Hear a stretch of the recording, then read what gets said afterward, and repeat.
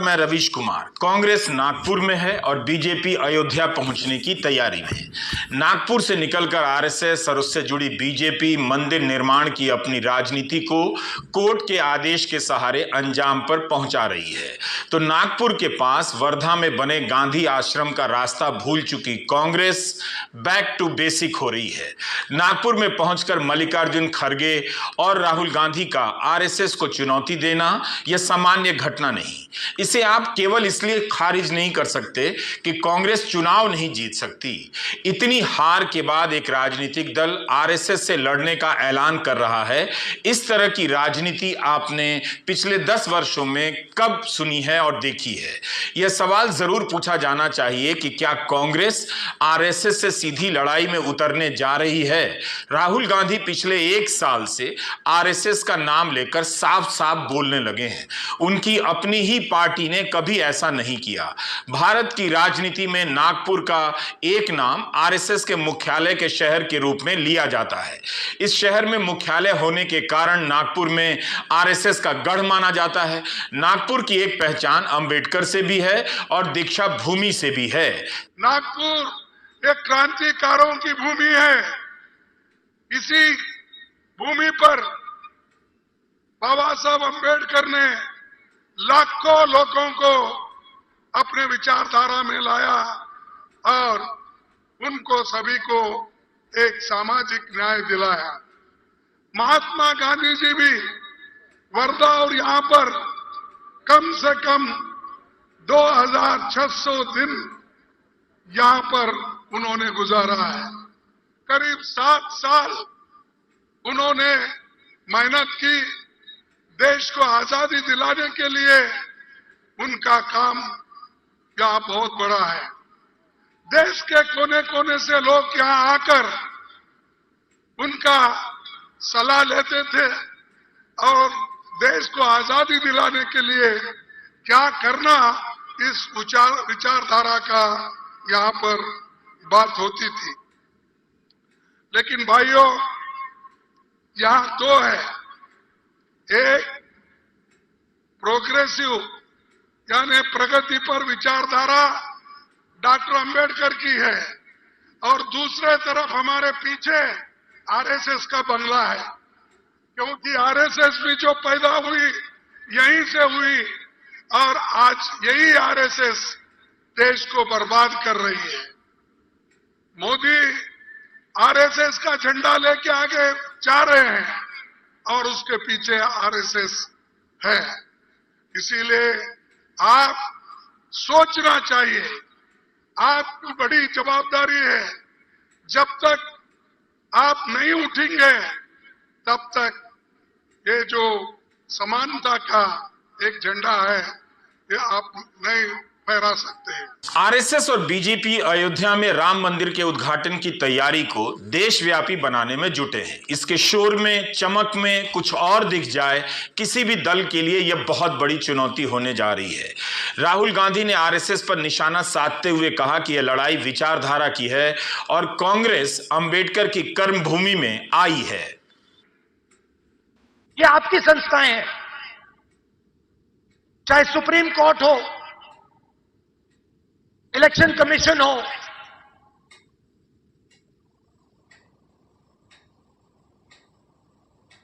ये आपकी संस्थाएं हैं। सारे के सारे इंस्टीट्यूशंस पर ये कब्जा कर रहे हैं। आप हिंदुस्तान की सारी यूनिवर्सिटी देख लीजिए, सारे के सारे वाइस चांसलर आज एक संगठन के हैं। उनको आता होता कुछ है नहीं, कुछ नहीं आता उनको। हिंदुस्तान के वाइस चांसलर आज मेरिट पे नहीं बनते हैं। हिंदुस्तान के वाइस चांसलर आज अगर एक संगठन में है तब बन सकते हैं। तो सारे के सारे जो इंस्टीट्यूशंस हैं जिससे आपकी आवाज की रक्षा होती है, जिससे आप देश को चलाते हो, इन सब का ये कब्जा कर रहे हैं। मीडिया को देख लीजिए, कहा जाता था कि मीडिया लोकतंत्र के रखवाले हैं। मैं आपसे पूछता हूं, क्या आपको लगता है कि आज हिंदुस्तान का मीडिया लोकतंत्र की रक्षा कर रहा है? आरएसएस के खिलाफ मोर्चा खोलकर राहुल गांधी ने अपनी लड़ाई बहुत लंबी कर ली है। शायद वे बहुत अच्छी तरह से जानते हैं कि यह लड़ाई एक चुनाव जीतकर नहीं जीती जा सकती और बिना इस तरह की लड़ाई के अब किसी राजनीतिक लड़ाई का कोई मतलब नहीं है। उन्होंने भारतीय राजनीति का सबसे मुश्किल जोखिम उठाया है, जिससे आज तक हर दल के नेता बचते रहे हैं। आप देखेंगे कि शायद ही कोई राहुल गांधी की तरह आरएसएस के खिलाफ इतना खुलकर बोलता है। राजनीति में जीतने से ज्यादा जरूरी यह होता है कि इस बात की पहचान कर ली जाए कि लड़ना किससे है और किस लिए लड़ना है। कमलनाथ के भरोसे या उनके जैसे नेताओं के सहारे कांग्रेस आरएसएस से कभी नहीं लड़ सकती। कांग्रेस में कुछ और नेता आरएसएस को निशाना बनाते हैं, मगर एक पार्टी के स्तर पर देखें तो पार्टी अभी भी पूरी तरह आरएसएस के खिलाफ लड़ती नजर नहीं आती, ना वैचारिक रूप से तैयार नजर आती है।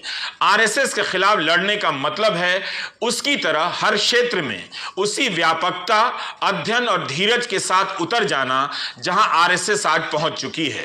राजस्थान और छत्तीसगढ़ में कांग्रेस ने सत्ता में रहते हुए आरएसएस से कितनी लड़ाई लड़ी है, इसका अध्ययन कांग्रेस ही बेहतर कर सकती है। मगर आप कर्नाटका की राजनीति पर नजर रखते हैं तो इसकी कुछ झलक आपको मिल जाएगी। सवाल है कि क्या राहुल गांधी और उनकी कांग्रेस आरएसएस से लड़ने के लिए लंबे रास्ते पर चलने के लिए तैयार है? विचारधारा की यह लड़ाई कांग्रेस को जितनी सामने से लड़ने के लिए मजबूर करती है, उतनी ही भीतर से लड़ने के लिए उकसाती है। नागपुर में राहुल के भाषण में एक बदलाव दिखा। वे भी अब जवाब देने लगे हैं कि कांग्रेस ने क्या किया।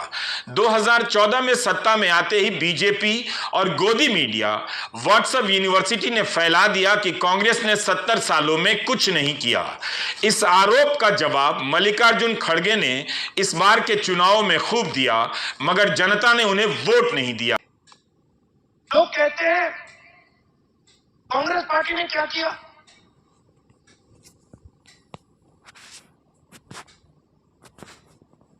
आजादी से पहले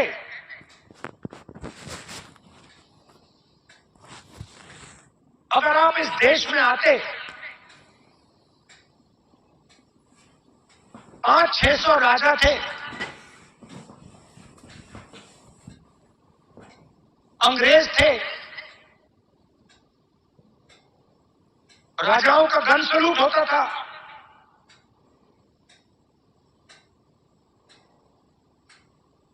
किसी को 19 तोपों का सलूट होता था, किसी को 21 तोपों का सलूट होता था। अगर हिंदुस्तान की जनता को इस देश में कोई अधिकार नहीं था,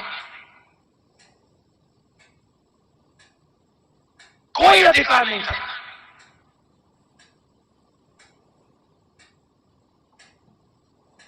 गरीब व्यक्ति की जमीन अगर राजा को अच्छी लगी, 1 सेकंड में उसको ले जा सकता था। ये सारे के सारे अधिकार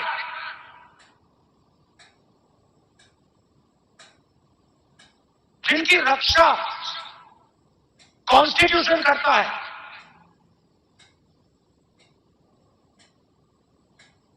तो अंबेडकर जी ने, गांधी जी ने, नेहरू जी ने